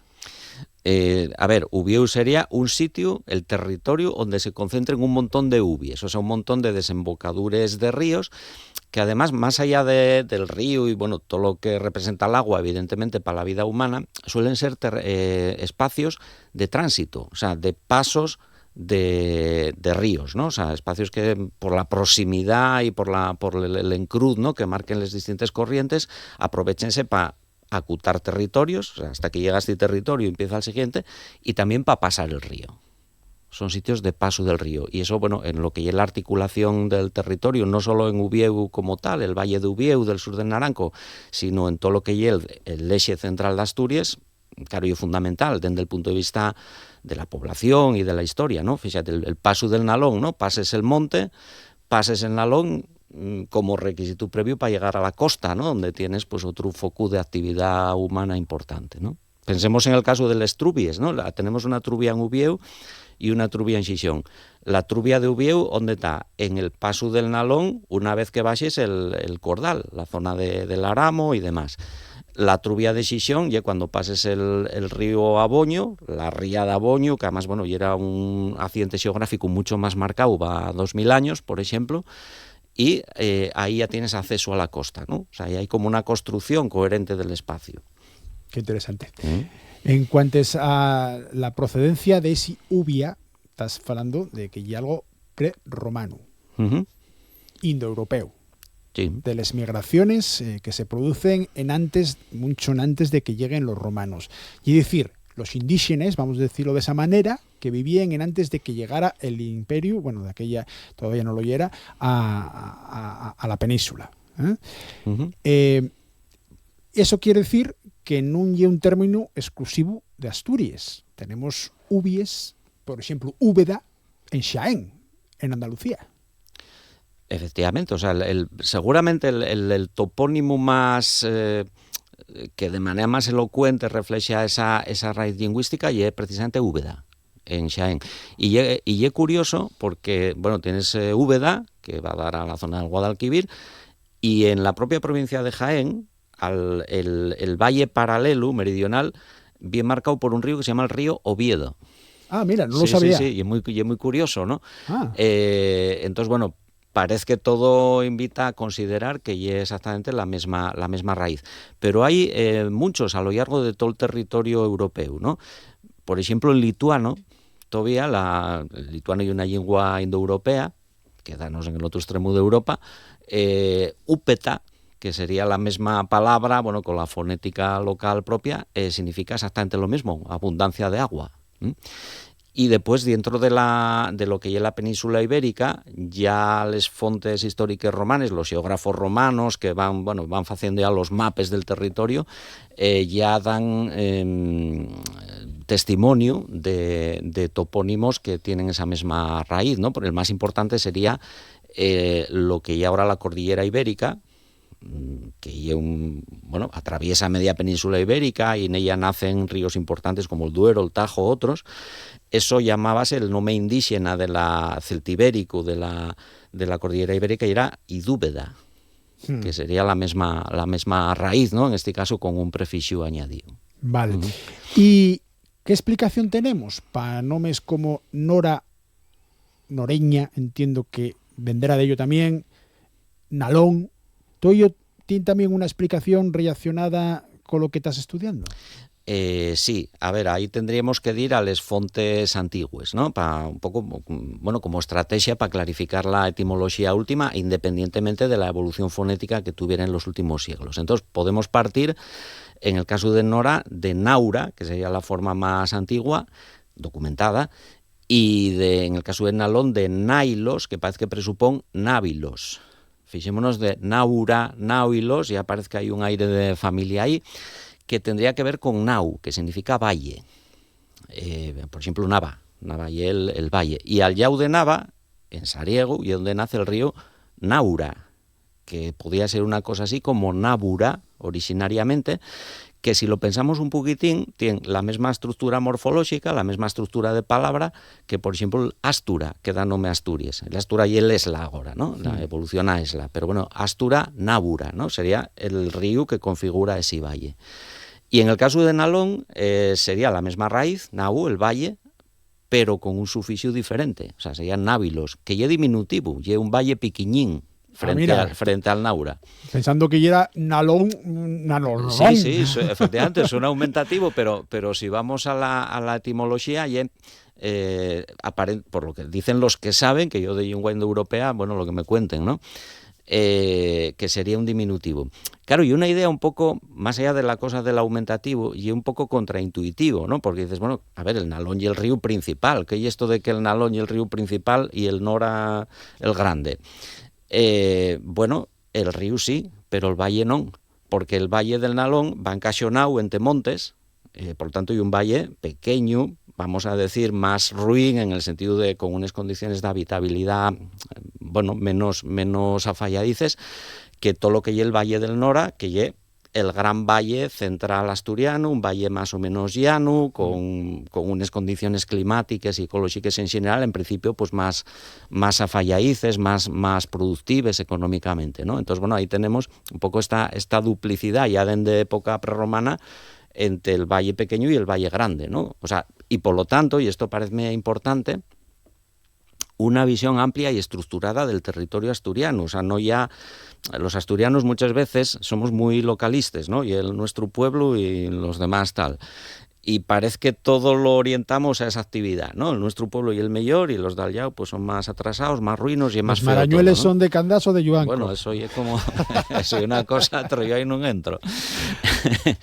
Pero a veces parece que nunca acabamos de creer que tenemos una visión amplia del espacio, que en realidad es muy fácil de entender. Yo creo que cualquier ciudadano que aproveche el fin de semana para salir de monte por ahí, a poca altura que te pongas, ya tienes una visión integral del 80% del territorio asturiano, ¿no? Y eso refleja en la toponimia también, ¿no? Esa visión amplia y estructurada que hay un poco lo que acabamos de ver con estos dos grandes valles que definen en definitiva la Asturias central. Bueno, esa etimología, ese proceder de las palabras, que es lo que al final significa etimología, ¿no? Saber la ciencia que estudia de dónde vienen nuestras palabras, vale, con lo que te has acabado de explicar, si no lo expliques no nos enteramos. Pero hay otros topónimos que todavía que se caltienen, que existen, que son los oficiales y que sí reflejen realidades que tienen el mismo término para definirles anguaño, como por ejemplo les Regueres o Llanera, muy cerca también de Ubieu, que es lo que nos lleva a esta charla con Xulio Viejo. ¿El razonamiento y el mismo que estás utilizando? Sí, lo que pasa que ahí hay un corte histórico, porque mientras Ubieu sería en principio una formación prerromana, o sea, un nombre en la lengua prerromana de los yugones, ¿no?, que habitaban en ese territorio, Llanera y les Regueres ya son topónimos, o la ribera, por ejemplo, que rodea pel sur el valle de Ubieu, son topónimos reconocibles, o sea, son interpretables por cualquier falante románico actual, y son, por tanto, de origen latín, de origen romano. Y es muy interesante el caso de les Regueres, porque, claro, si lo pensamos... Cídeslo también en este estudio. Claro. Primero, les Regueres, cuando vamos a la documentación medieval más antigua, la del Reino de Asturias y León, a veces identifícase como una parte de Ubieu. Dice literalmente, les Regueres dentro de Ubieu, ¿no? Por lo tanto, la idea que se tiene del espacio que se llama Ubieu es mucho más amplio que el actual y cúbrenos todo ese tramo medio del Nalón. Y después podemos preguntarnos, y un topónimo perfectamente interpretable, todos sabemos lo que es una reguera, ¿no? Pero, ¿qué es una reguera, no? ¿Qué regueres son esos a los que se refiere el topónimo? En plural, además. Claro, y pensemos que eso es una concentración de corrientes de agua. Al final, ¿no? Les Regueres significa eso, una concentración de corrientes de agua, que es exactamente lo que nos dice el topónimo Ubieu, una concentración de corrientes de agua. Y en realidad hay una identificación histórica entre los dos territorios. Entonces, podría ser un testimonio muy guapo de la romanización. O sea, Ubieu, la forma correspondiente de va 2000 años, Ubietum, vamos a suponer que fuera una cosa así, sería la forma, el nombre indígena, y les Regueres, y las regarias, que sería como se podría decir eso en latín, sería la forma romana. O sea, la forma romana que tiende a desplazar la forma indígena con la conquista. Y tiene cierta lógica histórica, porque precisamente les Regueres y un concello un concello rico desde el punto de vista agrícola y demás, y un concello donde se nos concentren les grandes vías romanes de la época. O sea, y era, que me disculpen los del concello, el barrio pijo de la época, ¿no? Sí. Entonces, donde se nos concentren les villes. Por tanto, y un territorio donde fácilmente se romanizó eso de manera intensa, se latinizó primero lingüísticamente y por lo tanto desplazó el topónimo Ubieyu de Ubietum al valle interior, que en principio hay un valle, pues más prove, ¿no? Primero más periférico, menos estratégico y después probablemente más pobre también, con menos condiciones, por lo pronto hídricas, ¿no? Por ejemplo, para el desarrollo de la agricultura y demás. Vale, centramos en para lo que te llamé, para hablar de Ubieu Oviedo, que estamos hablando de la contorna y no nos centramos en lo que yo siento de esta conferencia que vas a dar hoy de tarde a partir de las 7 en el Ridea, en la sede del Ridea en Ubieu. Término Ubieu, Owetum, Owetao, Oviedo, parece que está claro lo que estás diciendo, lo de Ubia, pero ¿cómo va cambiando, cómo va camudando de un término a otro? Y después pregúntate exactamente por la doble acepción Ubieu en asturiano, Oviedo en castellano. Pero ese cambio a lo largo del tiempo también lo tienes muy estudiado. Bueno, sí, primero, lógicamente, hay que organizar todo ese material lingüístico por cortes históricos, ¿no? A ver, en la primera documentación que tenemos del topónimo, que es, desde el siglo, vamos a considerar, documentación latina, escrita en latín y por lo tanto con unas características lingüísticas determinadas, y una documentación que se fecha entre los siglos IX, la más antigua, y XII. A partir del siglo XII, ya poco a poco empiezan a escribir en romance y aparecen las formas romanceadas. En esa documentación más antigua ya tenemos un problema, los filólogos, que está muy bien tener problemas los filólogos porque es una manera de tener trabajo, ¿no? Pero en principio aparecen unas dos formas distintas, que lle o betún y o betao. La imagen tradicional que se tiene de ese doble topónimo ye que, bueno, son simples variantes fonéticas, ¿no? Son gráficas, tal. Yo creo que no. O sea, en realidad, si lo pensamos, o betao tiene una sílaba más. O sea, no hay una cuestión de que cambie fonéticamente, ye que son palabras distintas. Entonces, ¿cómo explicamos eso? Porque en realidad refieren a realidades distintas. Una cosa sería el obetum, que se refiere al territorio, a todo este espacio que acabamos de decir del trecho medio del Nalón, y otra cosa es obetao, o obetao, habría que ver cómo se acentuaba eso, que en toda la documentación, que es relativamente abundosa, siempre refiere sistemáticamente a la ciudad medieval. O sea, ahora Ubieu es una ciudad, bueno, relativamente grande, por lo menos a la nuestra escala, pero o betao refiere específicamente, bueno, pues a la contorna de Ubieu antiguo, al Ubieu redondo que se dice, ¿no? La catedral, el monasterio de San Vicente, bueno, toda esa zona, ¿no? La Yomba, ¿no? Lo que destaca dentro del valle. Entonces, en realidad son dos topónimos distintos. Eso tiene interés, ¿por qué? Porque si lo pensamos, miramos a los concellos de alrededor, tenemos precisamente esa duplicidad. Una cosa y el nombre del concello y otra cosa y la capital, el centro, ¿no? O sea, simplemente Siero, pues es Siero y el concello, y La Pola y la capital. Llanera, Posada, Quirós, Bárcena, etcétera, ¿no? O sea, esa duplicidad de territorio capital extenderíase a Ubieu, aunque ahora se perdiera. Y después, la existencia de ese doble topónimo sufixau y no sufixau también hay una constante en otros concellos asturianos, ¿no? O sea, tenemos pues eso, obetún, obetao, pero podríamos tener, o tenemos Candamu, Candamín, Piloña, Piloñeta, Proaza, Proacina, etcétera, ¿no? Tenemos una serie de topónimos de este tipo que, bueno, reflejan una organización territorial que seguramente era la del Ubieu más arcaico, la del Ubieu de la época del Reino de Asturias o incluso del periodo baixo romano, ¿no? Eso sería interesante. Eso va a perderse en el siglo XII. A partir del siglo XII hay, bueno, que es cuando se organiza todo lo que es la administración civil, el Concello de Ubieu, en definitiva.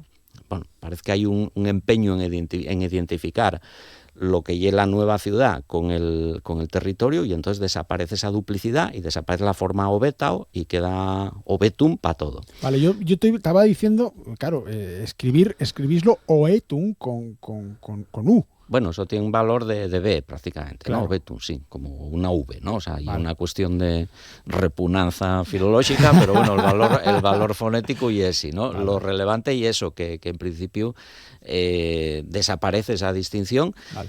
Y después, como ya llegamos a una época donde ya se empieza a escribir en romance y aparecen las formas orales, y bueno, aparece la forma Ubiedo, después Ubieu, dentro de una secuencia evolutiva normal, ¿no? Vamos a hablar ya para acabar, queden unos 2 minutinos sobre ese término. Lo de Ubieu, Oviedo, Ubieo, que hay de algunos filólogos que también apuesten por la terminación en asturiano en O, en cuenta de nu. Uh-huh.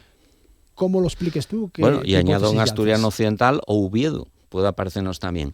Bueno, en realidad lleva un patrón de variación fonética bastante regular y bastante predecible. Quiere decir que la U, tanto la inicial como la final, oscila entre U y O bueno, la D se conserve o no se conserve, son procesos de variación interna perfectamente razonables. Claro, esto a veces faise una tragedia griega, ¿no? de toda esta variación, pero si lo vemos con perspectiva histórica y filológica, nun ye talo en el marco del asturiano, hay que entenderlo lógicamente en el marco de la lengua románica asturiana, pero yo que tampoco sería da qué dramático ni excepcional en castellano. Pongo 2 ejemplos. O sea, a veces ves pronunciamientos de personajes públicos que ven en Ubieu una aberración, ¿no?, frente a la forma Oviedo.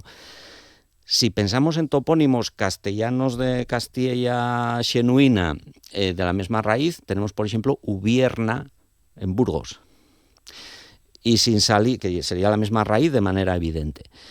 Y si vamos, no ya topónimos, que puedes decir, bueno, son fósiles, ¿no? Son cosas ahí más o menos congeladas en el tiempo. Si vamos a la lengua real, la actual, el castellano normativo actual, pensemos en un caso como el verbo dormir. Si conjugamos el verbo dormir, tenemos una O tónica en el infinitivo, pero después si tenemos que hacer el xerundio y es durmiendo, no dormiendo, y es durmiendo. Esa O cierrásenos en U en un contexto fonético que es exactamente el mismo que tenemos en la variación Oviedo-Uvieu, ¿no? O sea, hay una vocal velar inicial, sílaba átona, que precede a un diptongo. O sea, que sería... bueno, son de estas cosas, en fin, visualizas un poco el absurdo y yo diría directamente la estupidez de los prejuicios lingüísticos, ¿no? Porque, bueno, en fin, la lengua, el lenguaje en general funciona de esa manera en castellano, en asturiano y en el resto del mundo mundial. Ah, pero tenemos los asturianos prejuicios lingüísticos. No, claro, eso se oye en otros territorios. Bueno, pues esto es parte de lo que va a exponer a partir de las 7 de la tarde Xulio Viejo dentro de esta primer conferencia del ciclo del Ridea l'orixe controvertido de ellos topónimos asturianos. Va a falar de Obetum, nome, territorio y capitalidad, una historia de palabras. Xulio, un placer falar contigo. Gracias por ponerte a la altura de los que no sabemos, por ser tan didáctico y explicarlo tan bien. Muchas gracias. Bueno, gracias a ti. Seguimos con más contenidos dentro de Asturias al Día dentro de un momentín.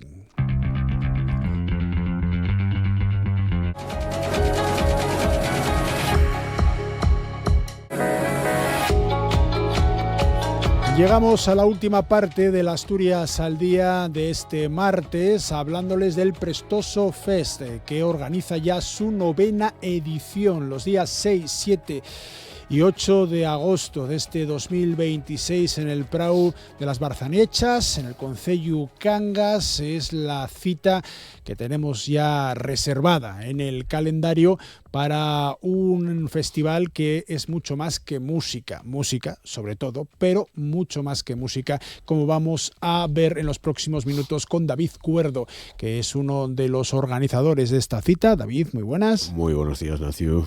Encantado de tenerte con nosotros. Has venido en más ocasiones con Roberto Pato, con el que es el director habitual, presentador de Asturias al Día, que dentro de muy poco va a volver a estar con nosotros. Un abrazo para él, siempre. Un abrazo, Roberto. Y la 9ª edición ya.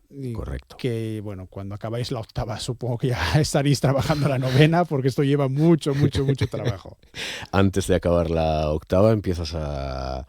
No sé si a trabajar, pero sí a pensar en la 9ª. Vivimos en un mundo que cada día es más voraz, más rápido, por desgracia, también lo digo. Nosotros intentamos desligarnos un poco de todo eso, pero es inevitable que cada año las cosas sucedan más rápido y sea, pues eso, antes de que abramos las puertas de la edición presente estaremos pensando en la posterior, como tú bien dices, y este año más todavía, porque claro, el año que viene cumplimos 10 y sí, pues es inevitable que estemos pensando en pero que nos surjan ideas para hacer algo especial el año que viene, aunque bueno, todas las ediciones lo son. Yo he citado a David Cuerdo, sois otros 3 compañeros más. Sí, eso es en el equipo. Dilos, no vaya a ser que por después supuesto, nos digan siempre odiamos personalizar, así que somos un grupo en el que las cabezas visibles pues es José Luis Rodríguez Mera, de Cangas de Narcea, Juan Gama de Cosío, de Cangas de Narcea, y Alex Martínez Vega, de Campocaso. Y yo, pues, el obetense. Bueno, con orígenes portineo. Y decidís llevar la fiesta, el festival, a las Barzanechas, que la ubicación es importantísima, no muy es un importante. Sitio cualquiera. No es un sitio cualquiera. Ya nacimos en su día, en el año 2014, si no me falla la memoria, en el pueblo de Sedré. Ahí aguantamos hasta la pandemia, sí, yo creo que sí, fue hasta aquel año que bueno, ya el festival creció sin tener un crecimiento espectacular, porque no compartimos tampoco ese tipo de crecimiento, sino que crezcamos en calidad, que en crecer a lo ancho, en abrazar, pero no en despuntar en cuanto a lo cuantitativo, pero sí que se hacía ya imposible por temas de producción, sobre todo la técnica, en Sedré, que siempre nos acogió pues con los brazos abiertos, y aquella pequeña locurilla que comenzó en 2014 se sucedió unos cuantos años. Pero ahora, pues nada, a raíz de justamente eso, después de la primera edición que hicimos post-pandemia, necesitábamos también recuperarnos de lo que supuso la primera edición que se hizo después del COVID. Y pasaba por eso, por hacer un festival más cómodo, que facilitase a la gente el alojamiento, que ya está muchísimo más cerca de Cangas, que está a 2 kilómetros. Y la finca de las Barzanillas es perfecta, los viñedos a un lado, el río al otro, el paseo del vino que te invita a dar un paseo, pues eso, de escasos 2 kilómetros desde Cangas, y la verdad que facilita mucho las cosas a nosotros como organizadores, y al público, pues a la hora de alojarse mucho más cerca del núcleo de Cangas, pues todo es mucho más sencillo y más disfrutón, digamos. Claro, porque estamos hablando ya de un festival que, si bien la ambición no es crecer de forma desmesurada, sí ha llegado a 5.500 asistentes en 2025 y a una veintena de bandas. Sí, más o menos pues sumamos unas 1.400, 1.500 personas por jornada, más luego todo lo que hacemos en la Villa de Cangas y en los alrededores de actividades paralelas, digamos, todo eso que le da al Prestoso ese plus, además de la música, de los DJs, de todo lo que sucede en el recinto, pues toda esa programación gratuita, abierta al público, y también abrazando a la gente de Cangas, que nos parece muy importante. Yo creo que al principio podían vernos como estos locos que vienen aquí con música rara, pero hoy en día la sensación es muy diferente. O sea, nos sentimos súper arropados y nos encanta que valoren mucho al público. O sea, siempre hablan que tenemos un público estupendo, súper respetuoso. Está muy alejado de lo que vemos habitualmente en la televisión, en descampados y en otros festivales de miles de personas, la verdad. ¿Hay zona de acampada? Sí, hay zona de acampada gratuita con duchas, baños y está justo al lado del recinto. Yo creo que deben ser unos 150 metros, que es el recinto de la Himera, y también de furgonetas, autocampers. Nada, intentamos dar dentro de nuestras posibilidades todas las facilidades. Y luego el que quiera, pueda, lo desee así y pueda pagárselo, ya puedes dormir pues en cualquiera de los alojamientos que hay en Cangas y alrededores. Eso es. Que ha crecido mucho, tanto en cantidad como en calidad en los últimos años. Desde alojamientos rurales hasta el parador. Al final hay de todo, desde gente veinteañera a familias con hijos que van a disfrutar del festival de otra manera, pero es que yo creo que no tenemos un nicho concreto de asistente, y eso es lo que queremos potenciar, que no queremos que se nos encasille en nada. Precisamente eso quería tocar también. Lo tengo aquí apuntado porque no tenéis un público potencial determinado. No sois un festival. A ver, los grupos que vienen son eso que los modernos llaman indies. Sí, hombre, sí, está claro. Eso indiscutible. Indiscutible. Pero no buscáis un público que se encasille en nada determinado. Para nada, al contrario. Van desde familias con bebés hasta chavales de 20 años hasta gente con mascotas. Ya, eso es, sí, sí, también. Más ayuda o gente incluso, con una edad avanzada. Sí, allí arropamos incluso hasta los paisanos del pueblo que bajan con el callao, se sientan en las alpacas, no me salía el nombre, los fardos.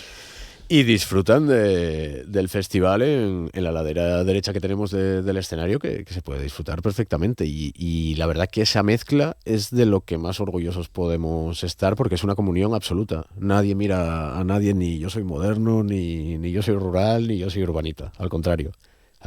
Vale, vamos a hablar de los grupos. Venga. Porque lo hacéis público dentro de nada. Ahora mismo. Esta es la exclusiva. Venga, pues vamos con la exclusiva para Asturias al Día, para RTPA, en este caso de la edición del año 2026, la 9ª edición del Prestoso. Ya tenéis anunciados algunos grupos, pero ahora se cierra ya el cartel. No los vamos a mencionar a todos, pero cuéntame tú cuáles son los que consideras más destacados. Bueno, como tú bien dices, en diciembre hicimos el primer anuncio que nos dio un feedback, la verdad que es súper positivo, porque mucha gente piensa que el cartel ya estaba cerrado y le encantaba, pero no. Hoy llegamos al segundo anuncio, que ya completamos toda toda la actividad artística, digamos, salvo alguna sorpresilla que pueda surgir de última hora, y hoy anunciamos, si no me equivoco, 6-7 nombres encabezados por Stan Steele y por Sprints, y luego se suma como representación local, tenemos a Lorena Álvarez de Ibias, a Fierriega, que aunque sea alemana, es asturiana, lleva toda la vida aquí. Totalmente, más que nadie, y a From, el proyecto de Fernando Romero.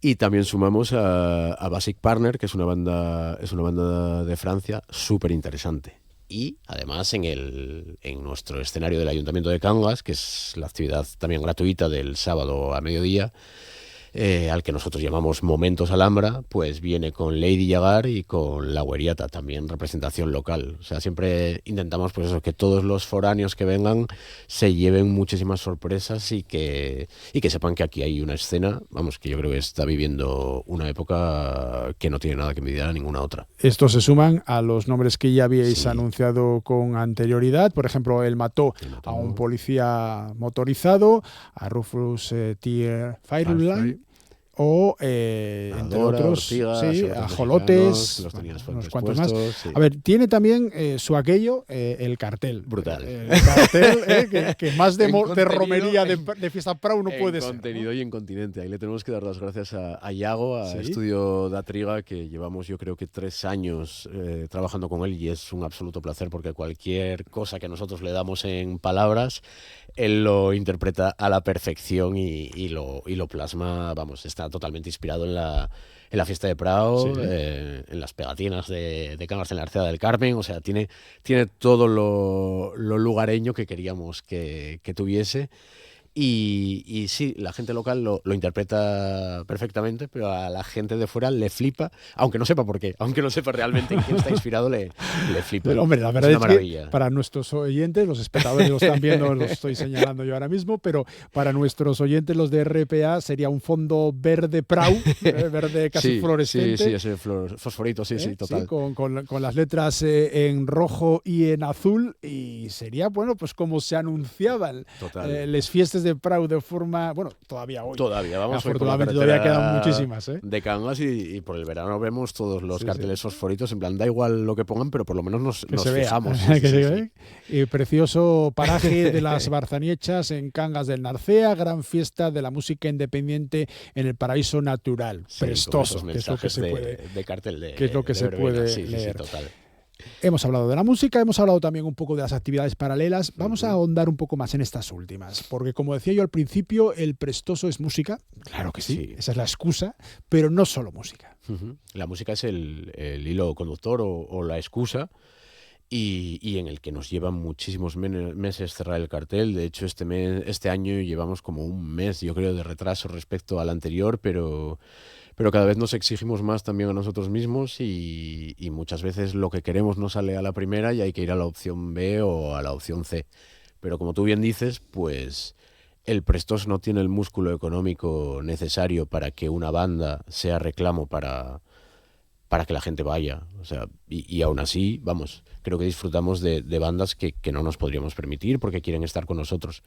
Pero sí que es cierto que el prestoso es ese todo que anima a la gente a venir, y en ese todo, pues como tú bien dices, incluimos pues más de una decena de actividades paralelas que vendrán, las sacaremos a la luz en breve, porque como os digo, nos llevó mucho trabajo la parte del cartel artístico, pero todo eso relacionado pues con la viticultura heroica de toda la zona de Cangas, la colaboración de todas las bodegas, las visitas al monasterio, todas las rutas también que hacemos. El año pasado, si no recuerdo mal, hacíamos 2 a pie y una en mountain bike. Entonces, nada, intentamos que sobre todo la gente que viene de fuera se vea muy atraída por todas esas actividades que valoran muy mucho, incluso aunque haya que madrugar al día siguiente, que hay alguna que es un poco más temprano de lo que debería, después de estar hasta altas horas de la madrugada en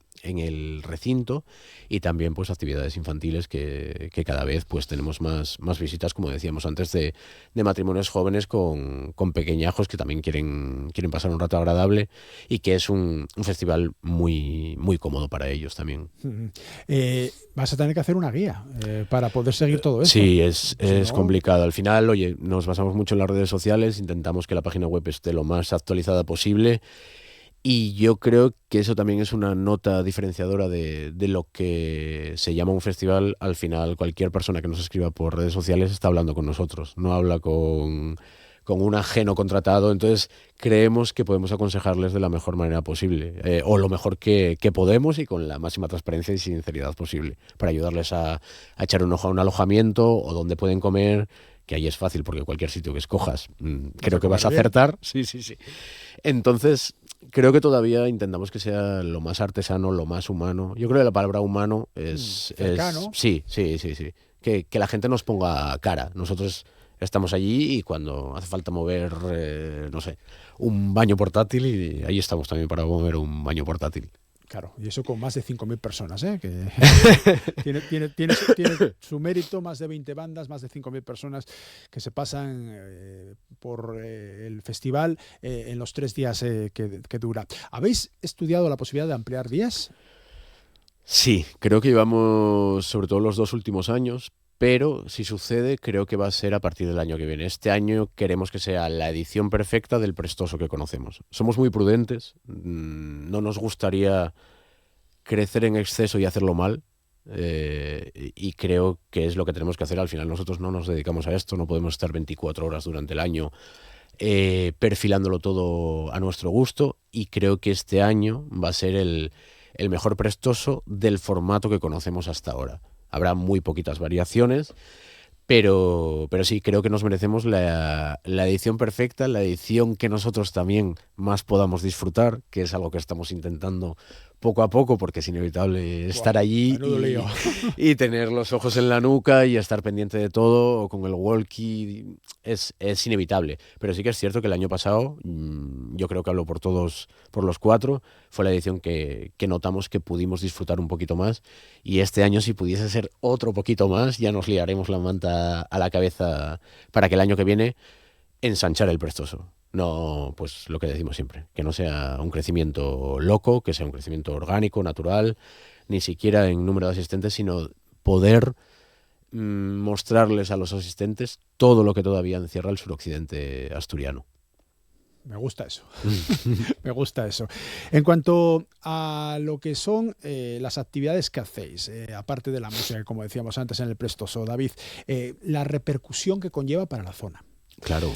La repercusión social, económica. La gente va al Prestoso, paga su entrada, puede dormir dentro del Prestoso o fuera, eso es, puede comer dentro, fuera, eso es, va a visitar lugares, hay gente por los pueblos, total, hay movimiento económico, sí. Que eso al final conlleva una repercusión importantísima. Sin duda. Imagínense ustedes lo que supone Les Piragües para la zona del occidente. Algo mucho más discreto, pero... Bueno, Les Piragües no empezaron hace 9 años. No, sin duda. Pero sería un error no hacerse eco de eso. Siempre...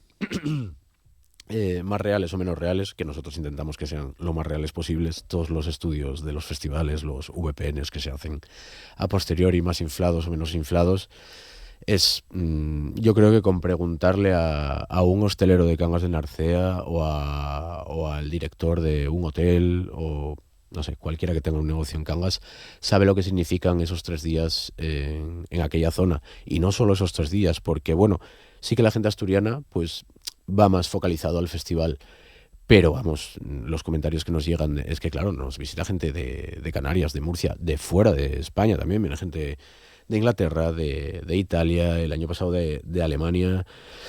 Quién sabe si este año vendrá alguien de Dublín con la visita de Sprints al festival.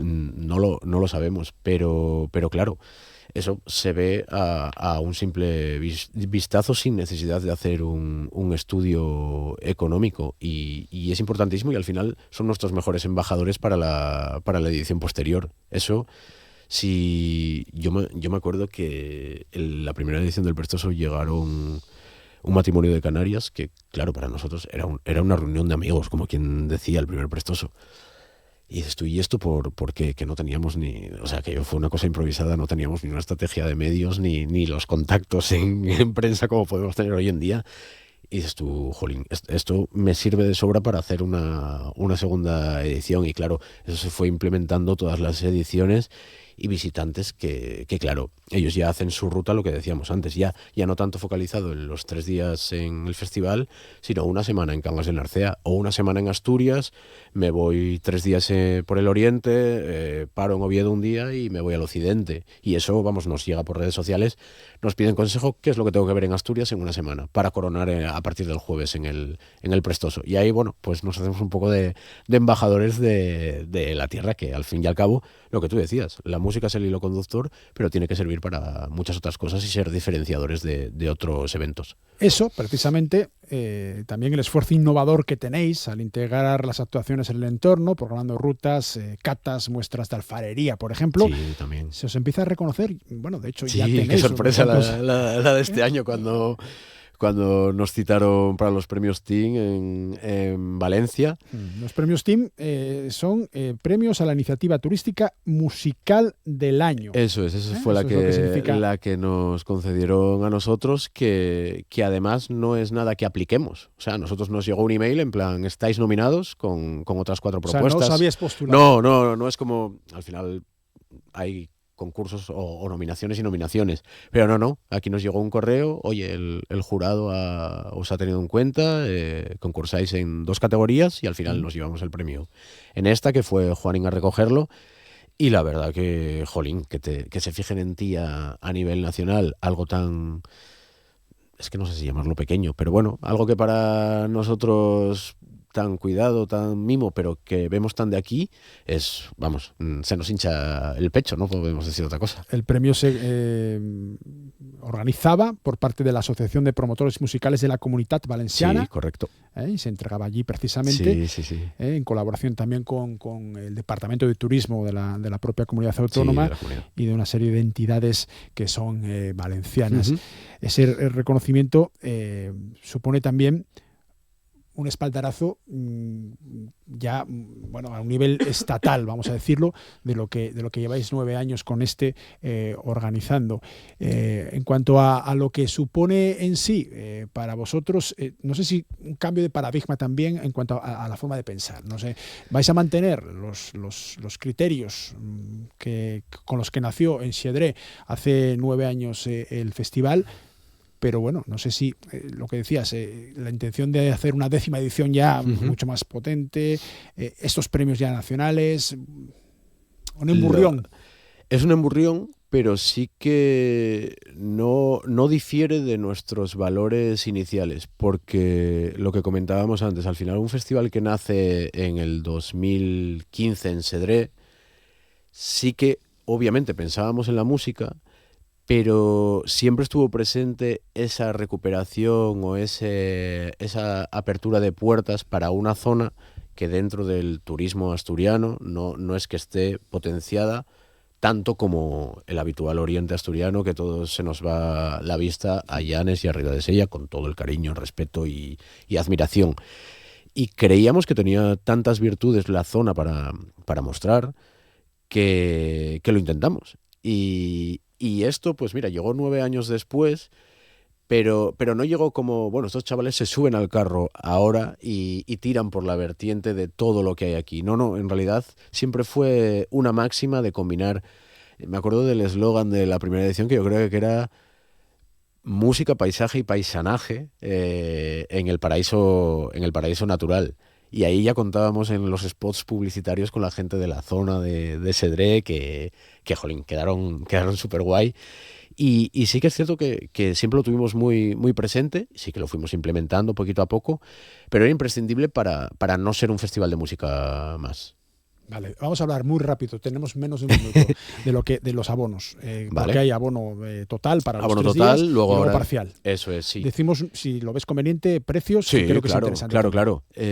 Hasta ayer el abono costaba 75 euros, que incluye la zona de acampada, e incluye el aparcamiento, y a partir de hoy pues cuesta 90 euros. Ahora ya, en unos días, anunciaremos el cartel por días, ya que están todos los nombres del cartel. Ahí también sacaremos las entradas del viernes y del sábado individuales, y el jueves, como siempre, invitamos a toda la gente a ir porque es jornada de puertas abiertas, de puertas prestosas, como decimos. 6, 7 y 8 de agosto en las Barzaniechas, al Llau de Cangas, tenemos la edición número 9 del Prestoso Fest, con David Cuerdo entre uno de los organizadores, con otros 3 amigos, es. compañeros que llevan ya 9 años con esta fiesta. Que salga todo muy bien. Seguro que sí. Muchísimas gracias, como siempre. Muchísimas gracias a ti. De esta manera finalizamos la edición de este martes de Asturias al Día. Disfruten todo lo que puedan de lo que queda de jornada o todo lo que les dejen.